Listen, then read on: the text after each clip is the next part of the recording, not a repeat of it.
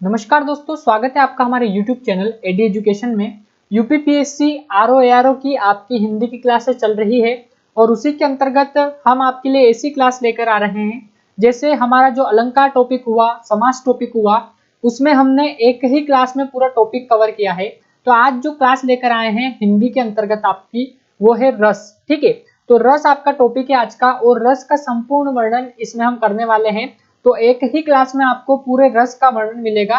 साथ ही इसकी free PDF आप हमारे टेलीग्राम चैनल, जिसकी लिंक इस वीडियो के डिस्क्रिप्शन में दी है, वहां से प्राप्त कर सकते हैं। और ये बिल्कुल महत्वपूर्ण प्रश्नों के संग्रह वाली क्लास है। तो इसमें हम ये भी बताएंगे आपको कि कौन कौन से महत्वपूर्ण प्रश्न होते हैं रस के अंतर्गत, और इसका मतलब आपको एक ही क्लास में रस का झंझट समाप्त होने वाला है। बार बार कहीं पर भी रस के बारे में पढ़ने की आवश्यकता नहीं है। रस का संपूर्ण वर्णन इस एक क्लास में आपको मिल जाएगा। ठीक है, तो बिना देरी किए चलते हैं। सबसे पहले बात करते हैं कि रस क्या होता है। ठीक है, रस का संपूर्ण वर्णन यहाँ पर हम करने वाले हैं। तो रस की सबसे पहले परिभाषा देखेंगे। तो जब काव्य को अर्थात जब कविता को पढ़ने, सुनने तथा देखने में जो आनंद की अनुभूति होती है, उसे हम साहित्य में क्या कहते हैं? रस कहते हैं। तो जब हम काव्य को पढ़ते हैं, सुनते हैं और देखते हैं, तो हमें जो आनंद की अनुभूति हुई उसे हम साहित्य में क्या कहेंगे? रस कहेंगे। तो ये आपकी रस की परिभाषा हो गई। अब भरत मुनि के अनुसार रस की क्या परिभाषा है? तो भरत मुनि के अनुसार विभावानुभाव व्याभिचारी भाव संयोग द्रास निष्पत्ति, यानी विभाव, अनुभाव, व्यभिचारी भाव के संयोग से रस की निष्पत्ति हुई है। ठीक है, फिर हम बात करें तो रस के प्रवर्तक कौन कहे जाते हैं? ये सबसे इंपॉर्टेंट एमसीक्यू बनता है आपका। तो रस के प्रवर्तक जो है वो आचार्य भरत मुनि को माना जाता है। ठीक है, तो आचार्य भरत मुनि को रस का प्रवर्तक माना जाता है, ये बात आपको ध्यान में रखनी है। और भरत मुनि के अनुसार रस की परिभाषा क्या है? तो विभाव, अनुभाव, व्यभिचारी भाव, जिसे हम संचारी भाव भी कहते हैं, और इनके संयोग से रस की निष्पत्ति हुई है। ये इनने एक रस सूत्र भी दिया और रस की परिभाषा भी हमने देखी कि काव्य को जब पढ़ेंगे, सुनेंगे, ठीक है, और देखेंगे, तो उसमें जो आनंद की अनुभूति हमें होती है, तो उसे साहित्य में हम क्या कहते हैं? रस कहते हैं।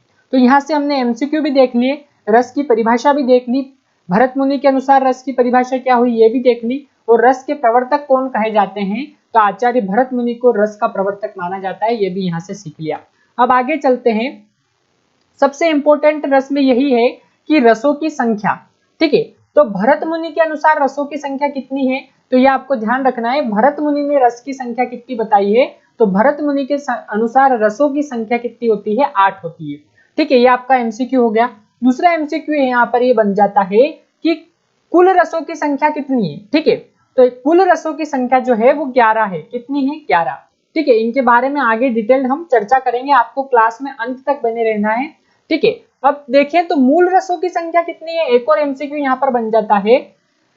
तो मूल रसों की संख्या आपके 9 है। ठीक है, तो आपके 3 एमसीक्यू यहाँ से तैयार हो गए कि भरत मुनि के अनुसार रसों की संख्या कितनी? तो 8।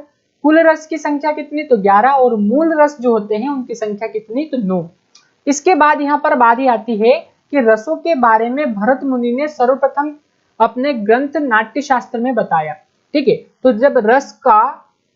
जब चर्चा हुई तो रस के बारे में सबसे पहले किस ग्रंथ में बताया और किसने बताया? तो भरत मुनि ने अपने ग्रंथ नाट्य शास्त्र में रस के बारे में सबसे पहले बताया था। तो ये आपको ध्यान रखना है कि नाट्य शास्त्र में रस के बारे में बताया गया है, और किसने बताया है? तो आचार्य भरत मुनि ने बताया है। ठीक है, तो यहाँ से आपके कई सारे एमसीक्यू आपके तैयार हो गए। फिर देखते हैं यहाँ पर रसों के अंगों के बारे में। यहाँ पर हम जानने वाले हैं कि रस के कितने अंग होते हैं। तो आपको ध्यान रखना है, रस के 4 अंग होते हैं। पहला है आपका स्थायी भाव, दूसरा विभाव, तीसरा अनुभाव और चौथा है संचारी भाव। ये रस के 4 अंग होते हैं। ये भी बहुत ही महत्वपूर्ण एमसीक्यू है आपका।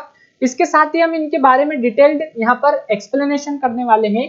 तो यहाँ पर स्थायी भाव के बारे में चले, यहाँ पर देखें तो स्थायी भावों की संख्या कितनी होती है? तो 9 होती है। ठीक है, स्थायी भावों की संख्या जब मूल रस को हम मानते हैं 9, तो उन्हीं के अनुसार उनके स्थायी भाव 9 ही होंगे।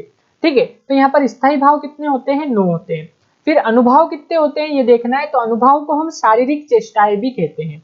ठीक है, अनुभाव को क्या कहते हैं या इसका अर्थ क्या होता है? तो शारीरिक चेष्टाएं भी अनुभाव को कहते हैं हम। ठीक है, तो ये अनुभाव की संख्या कितनी है? तो 4 होती है। ठीक है, तो 4 कौन कौन सी होती है? पहला कायिक अनुभाव, वाचिक अनुभाव, आहार्य अनुभाव और सात्विक अनुभाव। इन सब के बारे में भी आगे हम जानने वाले हैं। ठीक है, तो यहाँ पर स्थायी भाव की संख्या कितनी होती है, हमने देख लिया 9 होती है। अनुभाव यानी शारीरिक चेष्टाएं कितनी होती है, 4। कायिक वाचिक आहार्य और आपका जो लास्ट वाला है चौथा सात्विक, ये हमने देख लिया यहाँ पर। अब बात करने वाले हम विभाव। विभाव को हम कारण भी कहते हैं। क्या कहते हैं, कारण। इनकी संख्या कितनी है, तो इनकी संख्या 2 है।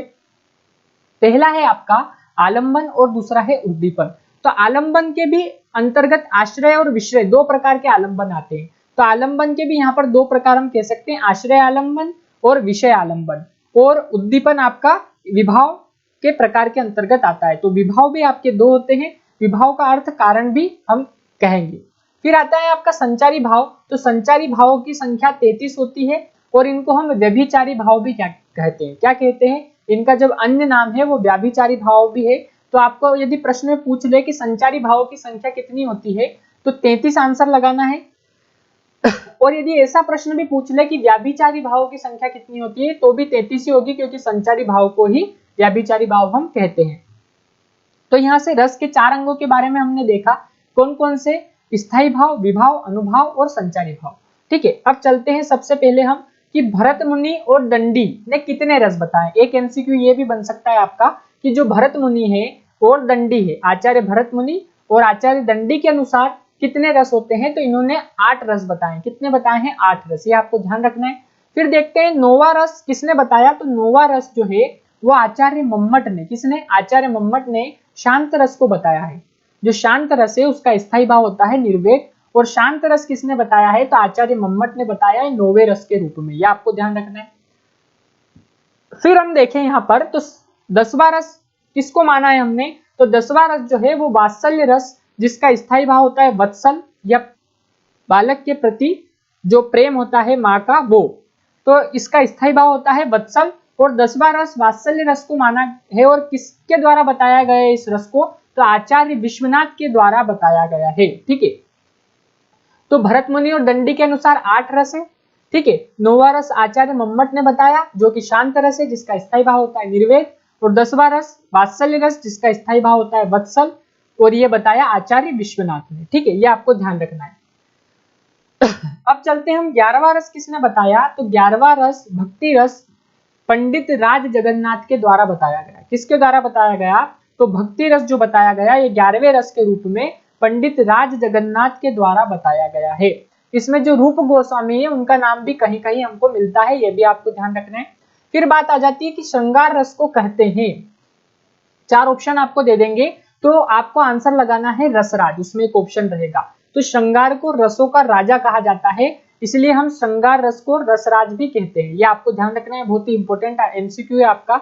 और भोजराज ने अपनी पुस्तक श्रृंगार प्रकाश में इसका उल्लेख किया है। जो भोजराज है उन्होंने अपनी पुस्तक जो श्रृंगार प्रकाश है इसमें इसका उल्लेख किया है, श्रृंगार प्रकाश में, कि श्रृंगार रस को रसराज कहा जाता है। यह आपको बहुत ध्यान रखना है, बहुत ही इंपॉर्टेंट पॉइंट है आपका। ठीक है, फिर हम आगे बात करें तो अभिनव गुप्त ने शांत रस को मूल रस माना है। जब हमने बात करी थी कि मूल रसों की संख्या कितनी होती है, तो मूल रसों की संख्या हमने आपको बताई थी 9 होती है। तो इसमें अभिनव गुप्त जो है उन्होंने शांत रस को, किस रस को, शांत रस को मूल रस माना है। आचार्य विश्वनाथ के अनुसार मूल रस जो है वो अद्भुत रस है। ये बहुत ही इंपॉर्टेंट फैक्ट है, आपको जानना आवश्यक है। और भवभूति के अनुसार मूल रस करुण रस है। ठीक है, और आचार्य भामह जो है वो रस विरोधी आचार्य माने जाते हैं। ये भी आपका एमसीक्यू आता है कि आचार्य भामह को क्या कहा जाता है, तो रस विरोधी आचार्य माने जाते हैं। ठीक है, इनने अलंकार को महत्व दिया है। ठीक है, तो ये आपको ध्यान रखना है, भामह ने अलंकार को महत्व दिया, इसलिए आचार्य भामह जो है वो रस विरोधी आचार्य माने जाते हैं। बहुत ही इंपॉर्टेंट पॉइंट है आपका। और भवभूति के अनुसार मूल रस जो है वो करुण रस है। विश्वनाथ के अनुसार मूल रस जो है वो अद्भुत रस है। और अभिनव गुप्त ने शांत रस को मूल रस माना है, ये ध्यान रखना है। और मूल रसों की संख्या कितनी होती है, तो 9 होती है, ये आपको ध्यान में रखना है, बहुत ही इंपॉर्टेंट पॉइंट है आपके लिए। अब चलते हैं रस के अंग के बारे में। तो हमने जाना अभी रस के 4 अंग होते हैं, लेकिन उनका डिटेल्ड एक्सप्लेनेशन यहाँ पर हम करने वाले हैं। तो 4 अंग में सबसे पहले आता है स्थायी भाव। तो स्थायी भाव किसे कहते हैं, तो स्थायी भाव की यदि हम बात करें तो वे भाव जो व्यक्ति के जन्म से लेकर मृत्यु तक शरीर में विद्यमान रहते हैं, उन्हें क्या कहते हैं, स्थायी भाव। यानी जो स्थायी रूप से व्यक्ति के शरीर में विद्यमान रहते हैं, उपस्थित रहते हैं, उन्हें स्थायी भाव कहते हैं। जैसे कि स्थायी भाव जो शब्द दे रखा है उससे ही आपको स्पष्ट हो जाएगा कि जो स्थायी रूप से विद्यमान रहते हैं वह स्थायी भाव कहलाते हैं। इनकी संख्या कितनी होती है, तो इनकी संख्या 9 होती है, ये हमने आपको बताया। और भरत मुनि के अनुसार इनकी संख्या कितनी है, तो 8 आपको आंसर लगाना है। अब देखें तो सबसे पहले यहाँ पर बात आ जाती है रसों की और उनके स्थायी भावों की। तो ये चर्चा हम करने वाले, बहुत ही इंपॉर्टेंट है और इससे रिलेटेड आपका प्रश्न बनता है परीक्षा में। तो सबसे पहले हम देखने वाले हैं यहाँ पर रस और उनके स्थायी भाव। तो सबसे पहले आ जाता है आपका रसराज, श्रृंगार रस, जिसे रसों का राजा कहा जाता है, जैसा कि हमने आपको बताया। तो श्रृंगार रस का जो स्थायी भाव होता है वो होता है रति या फिर प्रेम, ठीक है। फिर देखिए हम हास्य रस, तो हास्य रस का स्थायी भाव या तो हास होता है या हंसी भी इसका स्थायी भाव होता है। फिर देखते हैं करुण रस, तो करुण रस का स्थायी भाव क्या होता है, तो शोक। वीर रस का स्थायी भाव क्या होता है, तो उत्साह वीर रस का स्थायी भाव होता है। रौद्र अर्थात क्रोधित रूप, ठीक है, जिसे हम कहते हैं, तो रौद्र का स्थायी भाव हो जाएगा क्रोध। भयानक का भय, अद्भुत का विस्मय या फिर आश्चर्य, जिसे हम आश्चर्य या विस्मय भी कह सकते हैं, तो अद्भुत रस का स्थायी भाव होगा विस्मय या आश्चर्य। विभत्स का जुगुप्सा या फिर घृणा। शांत का निर्वेद, शम और तटस्थ। ये ध्यान रखना है आपको, क्योंकि निर्वेद तो हर जगह बताया गया है, लेकिन शम और तटस्थ भी जो है स्थायी भाव शांत रस के ही होते हैं। और वात्सल्य का रति, वत्सल या माँ का बच्चों के प्रति प्रेम, ये सब वात्सल्य रस के स्थायी भाव है। और भक्ति रस जो है आपका, ये भक्त का भगवान के प्रति प्रेम या रति, हम इसका स्थायी भाव मानते हैं, ठीक है। तो यहाँ पर आपका श्रृंगार रस हो गया, यानी कि श्रृंगार रस, हास्य रस, करुण रस, वीर रस, रौद्र रस, भयानक रस, अद्भुत रस, विभत्स रस, शांत रस, वात्सल्य रस और भक्ति रस। ये आपके रस होते हैं 11, और इन 11 ही रसों के बारे में हम यहाँ पर पढ़ने वाले हैं, ठीक है। तो चलते हैं, और हमने यहाँ पर आपका जो है रसों और उनके स्थायी भावों के बारे में जानकारी आपको दी। अब बताते हैं कि विभाव क्या होता है, ठीक है। ये रस के अंग यहाँ पर हम पढ़ रहे हैं। तो विभाव किसे कहते हैं, तो वे कारण अर्थात वे व्यक्ति, वस्तु और परिस्थितियां जो स्थायी भावों को जागृत करती है उन्हें क्या कहते हैं, तो उन्हें विभाव कहते हैं, ठीक है। तो स्थायी भाव यानी व्यक्ति के जन्म से लेकर मृत्यु तक उसके शरीर में स्थायी रूप से विद्यमान यानी उपस्थित रहने वाले भावों को हम क्या कहते हैं, स्थायी भाव। अब हम दूसरे पढ़ रहे हैं विभाव, तो वे कारण अर्थात वे व्यक्ति, वस्तु और परिस्थितियां जो स्थायी भाव के भाव जो रहते हैं उनको जागृत करती है, ठीक है, उसे विभाव कहते हैं। और विभाव दो प्रकार का होता है, एक तो आलंबन विभाव और उद्दीपन विभाव, ठीक है। अब आलंबन विभाव किसे कहते हैं, तो वे वस्तुएं अथवा व्यक्ति जिनका सहारा पाकर स्थायी भाव जागृत होते हैं, ठीक है। ऐसे वस्तुएं और व्यक्ति जिनका सहारा पाकर स्थायी भाव जागृत होते हैं उन्हें आलंबन कहते हैं। और आलंबन दो प्रकार का होता है, एक तो आश्रय आलंबन और विषय आलंबन, ये आपको ध्यान में रखना है यहाँ पर, ठीक है। अब देखते हैं कि आश्रय आलंबन किसे कहते हैं, तो वे व्यक्ति जिनके अंदर स्थायी भाव जागृत होते हैं वह आश्रय कहलाते हैं। यानी ऐसे व्यक्ति जिनके अंदर स्थायी भाव जागृत होते हैं उन्हें हम आश्रय कहते हैं। विषय किसे कहते हैं, तो वे कारण जिसके प्रति स्थायी भाव जागृत होते हैं। व्यक्ति के अंदर स्थायी भाव जागृत हो तो आश्रय कहलाएगा, और कारण जिनके प्रति स्थायी भाव जागृत होंगे वो विषय आलंबन कहलाते हैं। फिर आ जाता है आपका उद्दीपन, तो उद्दीपन किसे कहते हैं, तो स्थायी भावों को तीव्र करने वाले कारक अर्थात माहौल एवं बाह्य परिस्थितियां उद्दीपन कहलाती है। जो बाहरी परिस्थितियां हैं और जो माहौल है और जो स्थायी भावों को तीव्र करते हैं कारक, उन्हें हम उद्दीपन कहते हैं, ये आपको ध्यान में रखना है।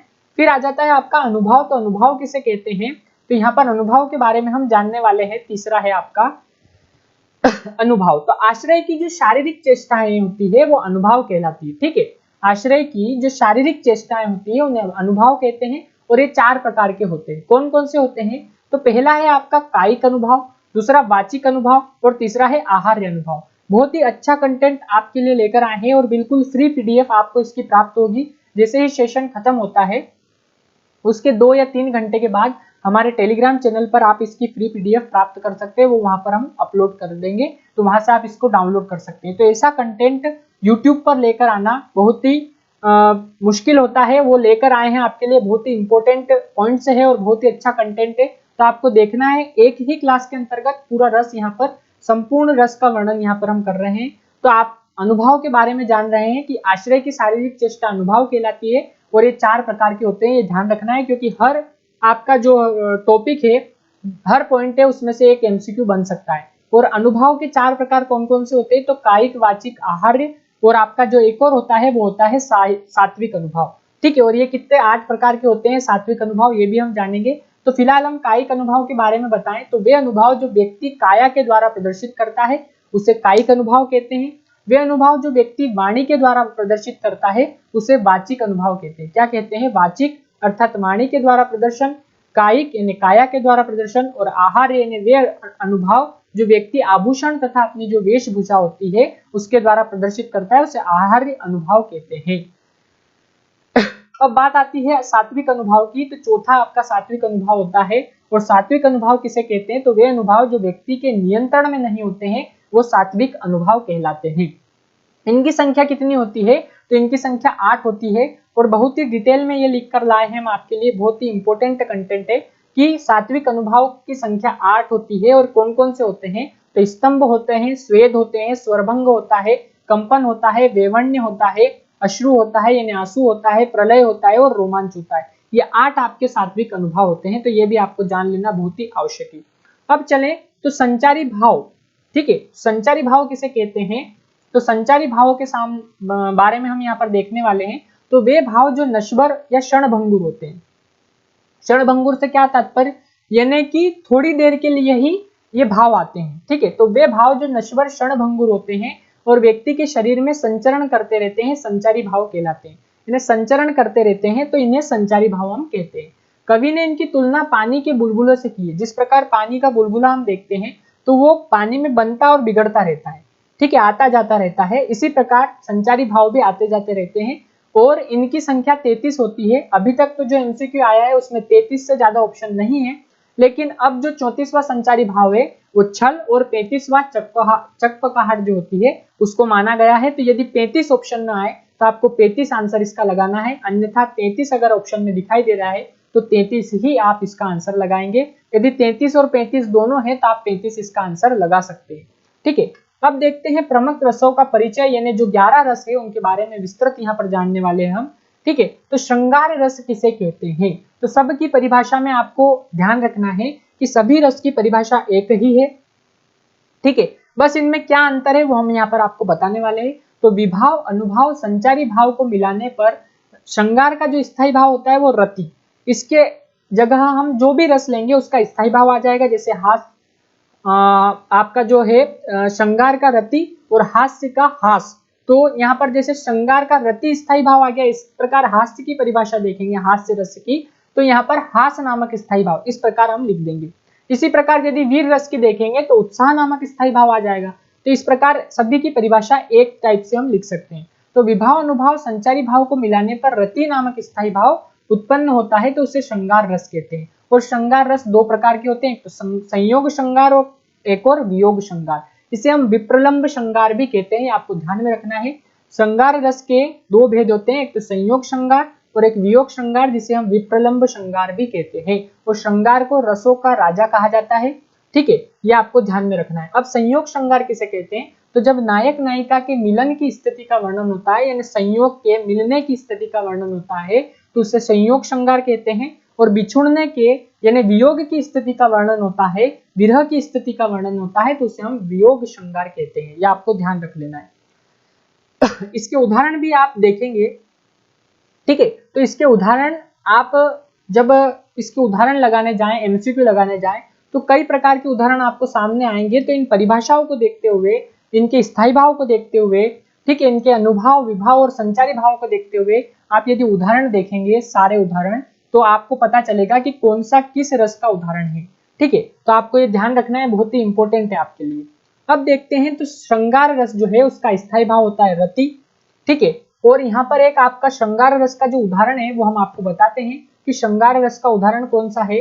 तो श्रृंगार रस का उदाहरण यदि हम देखें यहाँ पर, तो श्रृंगार रस का उदाहरण है आपका कि राम को रूप निहारती जानकी, कंगन के नग की परीक्षाई, याते सब सुधि भूल गई, कर टेक रही पल टारत नहीं। तो ये संयोग श्रृंगार का उदाहरण है। और इसी के अंतर्गत जब हम इस उदाहरण को देखते हैं तो इसमें श्रृंगार रस होता है, यानी जो संयोग श्रृंगार होता है, इसमें स्थायी भाव जो होता है वो रति होता है, विवाह होता है राम, और अनुभाव जो होते हैं वो मुस्कुराना, पलके न गिराना, और संचारी भाव जो होता है वो होता है हर्ष, चपलता, उत्सुकता, उन्माद, मोह, लज्जा, स्वप्न और गर्व। जब आप इस उदाहरण को देखेंगे कि राम के रूप निहारती जानकी, यानी राम के रूप को निहारती है जानकी, कंगन के नग की परछाई, कंगन का जो नग होता है उसमें उनका चेहरा दिखाई दे रहा है, याते सब सुधि भूल गई, टेक कर टेक रही पल टारत नहीं। ठीक है, तो ये आपका उदाहरण है और इसके बारे में जो इसमें रस है, स्थायी भाव है, विभाव है, अनुभाव है, संचारी भाव है, वो हमने आपको यहाँ पर बताया। अब देखते हैं श्रृंगार रस के अवयव, जिन्हें हम उपकरण भी कहते हैं। तो श्रृंगार रस के कौन कौन से अवयव होते हैं ये देखना है। तो स्थायी भाव जो होता है वो होता है रति श्रृंगार का, ये हमने आपको पहले भी बताया। और आपको ये ध्यान रखना है कि इसमें आलंबन कौन सा होता है, तो आलंबन होता है नायक और नायिका। श्रृंगार रस में जो आलंबन होता है वो नायक और नायिका। उद्दीपन क्या क्या होते हैं इसमें ये हम देख लेते हैं। तो उद्दीपन होते हैं आलंबन का सौंदर्य, प्रकृति, रमणीक उपवन, वसंत ऋतु, चांदनी, भ्रमर गुंजन, पक्षियों का कूजन आदि, ये सब इसके उद्दीपन होते हैं श्रृंगार रस के। अनुभव क्या क्या होते हैं इसमें, तो अनुभव जो होते हैं आपके वो हो जाएंगे इसके श्रृंगार रस के अवलोकन, स्पर्श, आलिंगन, कटाक्ष, अश्रु यानी आंसू इत्यादि। और संचारी भाव को यदि हम देखें तो संचारी भाव इसमें हो जाएंगे हर्ष, जड़ता, निर्वेद, अभिलाषा, चपलता, आशा, स्मृति, रुदन अर्थात रोना, आवेग, उन्माद आदि, ये सब इस संचारी भाव इसके अंतर्गत आते हैं, श्रृंगार रस के अंतर्गत। तो श्रृंगार रस के अवयव यहाँ पर हम देखने वाले और देखे हमने। तो स्थायी भाव क्या है, आलंबन क्या है, उद्दीपन क्या है, अनुभाव क्या है और संचारी भाव। इसके आधार पर आपको रस के अवयव का पता लगाना है कि इसमें कौन कौन से अवयव होते हैं। यदि उदाहरण में आपको पूछ लिया कि उस उदाहरण में आलंबन क्या है तो आप बता पाएंगे। ठीक है, वो उदाहरण देख के ही आपको पता चलेगा। अब अगला रस आ जाता है आपका हास्य रस। विभाव, अनुभव, संचारी भाव को मिलाने पर हास्य नामक स्थायी भाव उत्पन्न होता है, तो उसे हास्य रस कहते हैं। जैसे हास्य में हंसी आ जाए जहां पर, ठीक है।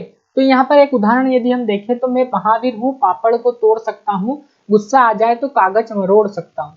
तो महावीर की बात हो रही है यहाँ पर, यानी बहुत ही ताकतवर की बात हो रही है, लेकिन पापड़ को तोड़ सकता हूँ। तो यहाँ पर हमको हंसी आ रही है इस उदाहरण को पढ़ते हुए। तो यहाँ पर जो आपका इसमें रस होगा वो हो जाएगा हास्य रस। ठीक है, तो यहाँ पर उदाहरण देके आपको रस पूछ सकते हैं, तो आपको उसमें बताना है कि कौन सा रस होगा।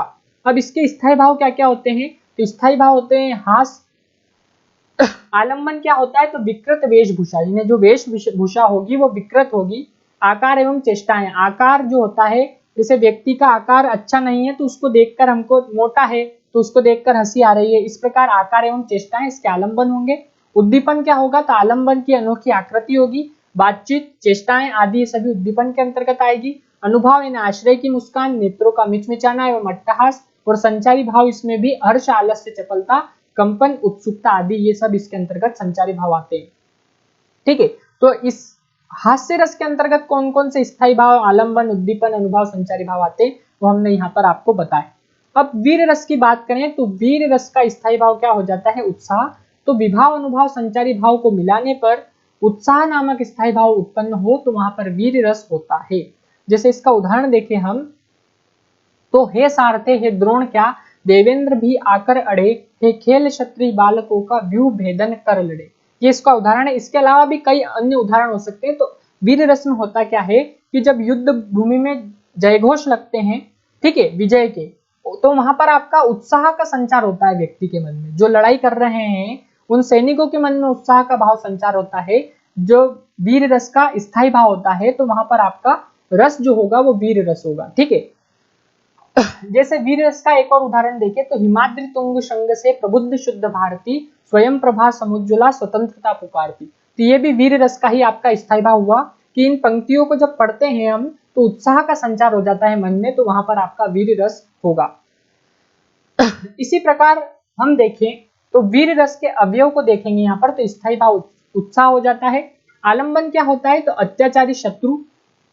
उद्दीपन क्या होगा, तो शत्रु का पराक्रम, शत्रु का अहंकार यानी घमंड, रणवाद्य, यश की इच्छा, इस प्रकार इसके उद्दीपन होते हैं। अनुभव क्या होगा, तो कंप, धर्मानुकूल आचरण, पूर्ण उक्ति, प्रहार करना, रोमांच, ये सब इसके अनुभव होते हैं। और संचारी भाव क्या होते हैं, तो आवेग, उग्रता, गर्व, उत्सुक, चपलता, धृति, मति, स्मृति, उत्सुकता, ये सब इसके संचारी भाव होते हैं वीर रस के। तो वीर रस के अवयव यहाँ पर हमने देखे। अब बात आ जाती है आपका अद्भुत रस, जो कि चौथा रस है आपका। और अद्भुत रस के बारे में यदि जाने तो अद्भुत का जो स्थायी भाव हो जाता है वो हो जाता है आपका आश्चर्य या विस्मय। ठीक है, तो विभाव, अनुभव, संचारी भाव को मिलाने पर आश्चर्य नामक स्थायी भाव उत्पन्न होता है, तो उसे हम अद्भुत रस कहते हैं। इसका उदाहरण यदि यहाँ पर देखें तो उदाहरण कई प्रकार के होते हैं, आपको उदाहरण लगा के देखना पड़ेंगे। आप इस पीडीएफ को जब डाउनलोड करेंगे और सामने रखकर जब आप किसी भी किताब में से इसके उदाहरण लगाएंगे तो आपको उसमें संचारी भाव क्या है, आपका आलंबन क्या है, उद्दीपन क्या है, ये सब देखना है। तो आपको अच्छे से समझ में आएगा और आपका एक भी उदाहरण यहाँ पर गलत नहीं होगा। यहाँ पर हम उदाहरण के लिए आपके लिए एक एक उदाहरण लेकर आए हैं, ठीक है। तो ये देखना है, अखिल भुवनचर अचर सब हरिमुख में लखी मातु, चकित भई गदगद वचन विकसित द्रग पुलकातु। ठीक है, तो ये उदाहरण है अद्भुत रस का। इसमें आश्चर्य नामक स्थायी भाव उत्पन्न हो रहा है, तो ये अद्भुत रस आपका कहलाएगा। इसका स्थायी भाव विस्मय भी होता है। अब देखें यहाँ पर अद्भुत रस के अवयव। तो अद्भुत रस के अवयव के बारे में हम यहाँ पर जानेंगे। तो इसका स्थायी भाव आश्चर्य हो जाता है, ठीक है। उसके बाद यदि आलंबन को हम देखें तो आलंबन क्या होगा यहाँ पर, तो आश्चर्य उत्पन्न करने वाला पदार्थ या व्यक्ति आलंबन कहलाएगा यहाँ पर अद्भुत रस में। और उद्दीपन अलौकिक वस्तुओं का दर्शन, ठीक है, श्रवण और कीर्तन, यानी सुनना और कीर्तन आदि इसमें उद्दीपन होंगे। अनुभव क्या होगा, तो अनुभव दांतों तले उंगली दबाना, आंखें फाड़कर देखना, रोमांच, आंसू आना, कांपना और गदगद होना, ये सब इसमें अनुभव के अंतर्गत आते हैं।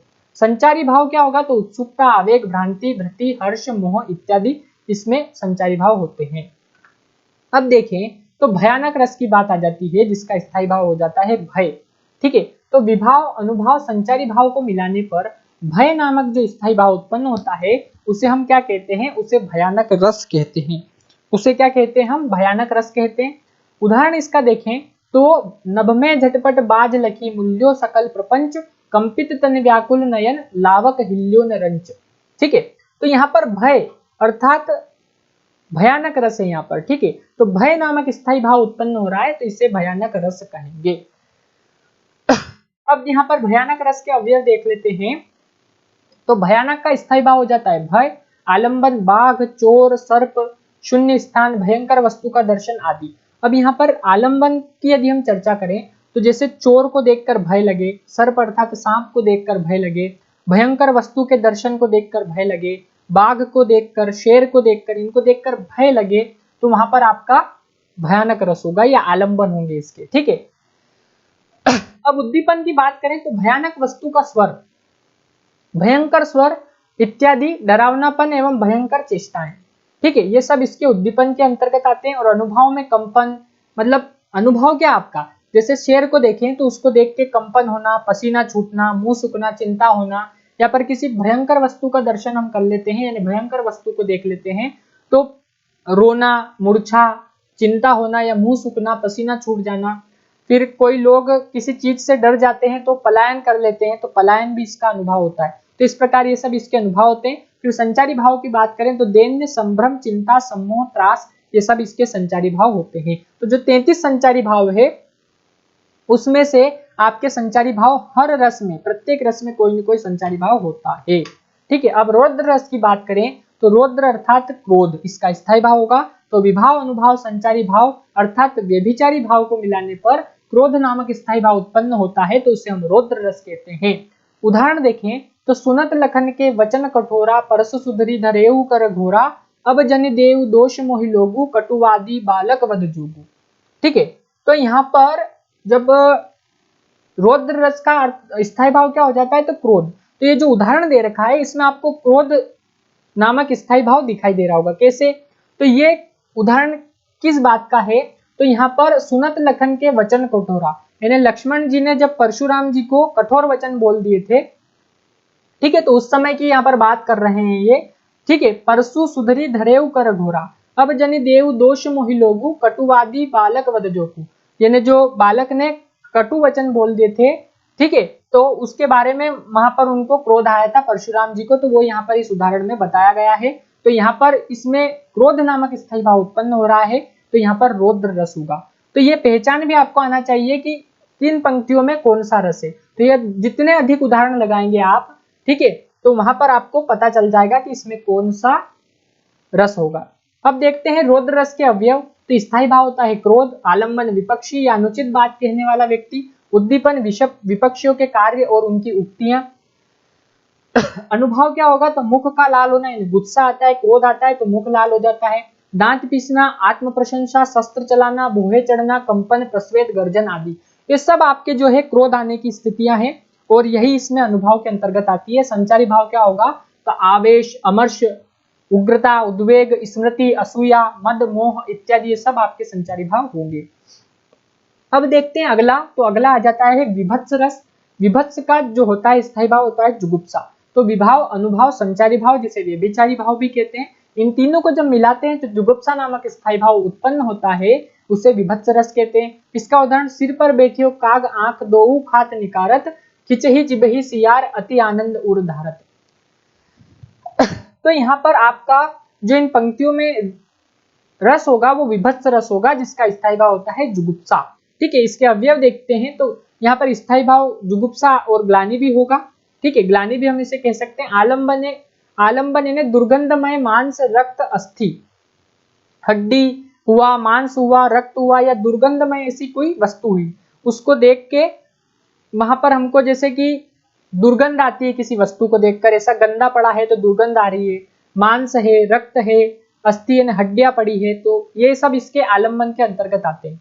उद्दीपन में रक्त, मांस का सड़ना, कीड़े पड़ना, दुर्गंध आना, पशुओं का इन्हें नोचना, खचोटना आदि। और अनुभाव, नाक को टेढ़ा करना, मुंह बनाना, थूकना, आंखें मीचना। और संचारी भाव, ग्लानि, आवेश, शंका, मोह, व्याधि, चिंता, वेवण्य, जड़ता आदि।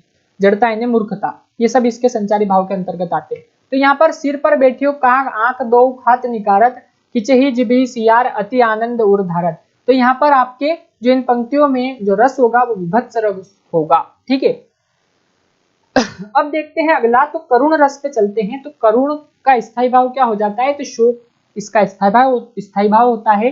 तो विभाव, अनुभाव, संचारी भाव को मिलाने पर शोक नामक स्थायी भाव जब उत्पन्न होता है तो उसे करुण रस कहते हैं। उदाहरण, प्रिय मृत्यु का अप्रिय, महासंवाद पाकर विष भरा, चित्रस्त थी निर्जीव सी हो रह गई हत उत्तरा। तो यहाँ पर ठीक है, किसी अप्रिय घटना का हमें पता लगे तो वहां पर शोक नामक स्थायी भाव उत्पन्न हो तो वहां आपका करुण रस होगा, जैसा कि इन पंक्तियों में आपको दिखाई दे रहा है। प्रिय मृत्यु का अप्रिय, महासंवाद पाकर विष भरा, चित्रस्त सी निर्जीव सी हो रह गई हत उत्तरा। ठीक है, तो इसमें आपका करुण रस होगा जिसका स्थायी भाव शोक है। अब देखते हैं करुण रस के अवयव। तो करुण रस के कौन कौन से अवयव है, तो स्थायी भाव शोक हो जाएगा। आलंबन, विनष्ट व्यक्ति अथवा वस्तु। उद्दीपन, आलंबन का दाह कर्म, इष्ट के गुण तथा उससे संबंधित वस्तु एवं इष्ट के चित्र का वर्णन, ये उद्दीपन के अंतर्गत आते हैं। अनुभाव, भूमि पर गिरना, निश्वास, छाती पीटना, रोना, प्रलाप करना, मूर्छा, देवनिंदा, कंप इत्यादि। रुदना अर्थात रोना होगा यहाँ पर। तो अनुभाव जो होगा वो ये सब हो जाएंगे इसमें। और संचारी भाव जो होंगे वो निर्वेद, मोह, अपस्मार, व्याधि, ग्लानि, स्मृति, श्रम, विषाद, जड़ता यानी मूर्खता, दैन्य, उन्माद इत्यादि इसके संचारी भाव होते हैं। तो यहाँ पर करुण रस हमने समझा। अब समझते हैं शांत रस को। तो शांत का स्थायी भाव हो जाता है निर्वेद। तो विभाव, अनुभाव, संचारी भाव को मिलाने पर निर्वेद नामक स्थायी भाव जब उत्पन्न होता है तो उसे शांत रस कहते हैं। जैसे बन बितान रवि शशि दिया, फल भरव सलिल प्रवाह, अवनी सेज पंखा पवन अब न कछु परवाह। ठीक है, तो शांत का जो स्थायी भाव होगा वो निर्वेद नामक स्थायी भाव उत्पन्न होगा, वहां शांत रस होगा। तो ये शांत रस का उदाहरण है आपका। इसके अलावा भी शांत रस के कई उदाहरण होते हैं। तो ये रस आपका इंपॉर्टेंट है और इससे रिलेटेड भी, वैसे तो हर रस से रिलेटेड कोई ना कोई प्रश्न आता है, लेकिन ये बहुत ही इंपॉर्टेंट रस है, इससे रिलेटेड प्रश्न बनता ही है, तो इसके उदाहरण अधिक से अधिक आपको लगाना है। शांत रस के अवयव के बारे में देखें तो यहाँ पर निर्वेद इसका स्थायी भाव होगा। आलंबन होगा परमात्मा, चिंतन एवं संसार की क्षण भंगुरता। उद्दीपन होगा सत्संग, तीर्थ स्थलों की यात्रा, शास्त्रों का अनुशीलन। और अनुभाव होगा पूरे शरीर में रोमांच, पुलक, अश्रु। और संचारी भाव जो होगा वो धृति, हर्ष, स्मृति, मति, विबोध, निर्वेद आदि। तो जो रस हैं उनके अवयव इनमें ही आपको पता लग जाएंगे, स्थायी भाव, आलंबन, उद्दीपन, अनुभाव और संचारी भाव। ठीक है, कि इनमें कौन कौन सा आपका आलंबन है, उद्दीपन आ रहा है, अनुभव आ रहा है, संचारी भाव आ रहा है और इसका स्थायी भाव क्या होता है, तो ये आपको ध्यान रखना है। अब आता है वात्सल्य। तो वात्सल्य रस का स्थायी भाव क्या हो जाता है, वत्सल। विभाव, अनुभाव, संचारी भाव को मिलाने पर वत्सलता नामक स्थायी भाव उत्पन्न हो तो उसे क्या कहेंगे, तो उसे वात्सल्य रस कहेंगे। जैसे बाल दशा सुख निरखी जसोदा, पुनि पुनि बंद बुलावत, अंचरा तरले ढाकी, सुर के प्रभु को दूध पियावती। ठीक है, तो ये आपका माँ का बच्चों के प्रति प्रेम इन पंक्तियों में उजागर हो रहा है। तो यहाँ पर माँ का बच्चों के प्रति प्रेम नामक स्थायी भाव जब उत्पन्न होता है तो उसे हम वात्सल्य रस कहते हैं। इसका स्थायी भाव वत्सलता भी होता है। ठीक है। तो यहाँ पर माँ का बच्चों के प्रति प्रेम दर्शाया गया है इस उदाहरण में। तो यहाँ पर आपका जो 10वां रस है वात्सल्य रस, और उसका उदाहरण आपके सामने है। इसी प्रकार वात्सल्य रस के अन्य उदाहरण भी है, वो भी आपको देखना है, अधिक से अधिक उदाहरण इसके भी लगाना है।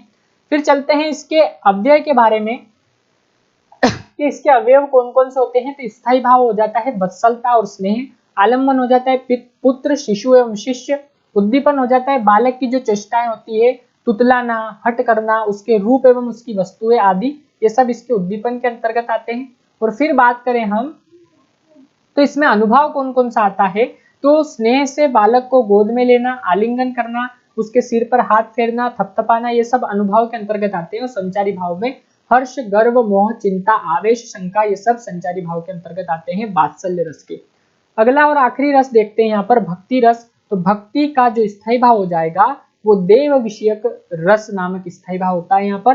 तो विभाव, अनुभव, संचारी भाव को मिलाने पर देव विषयक रस नामक स्थायी भाव जहाँ उत्पन्न होता है उसे भक्ति रस कहते हैं। जैसे मेरो मन अनंत कहाँ सुख पावे, जैसे उड़ी जहाज को पंछी पुनी जहाज पे आवे।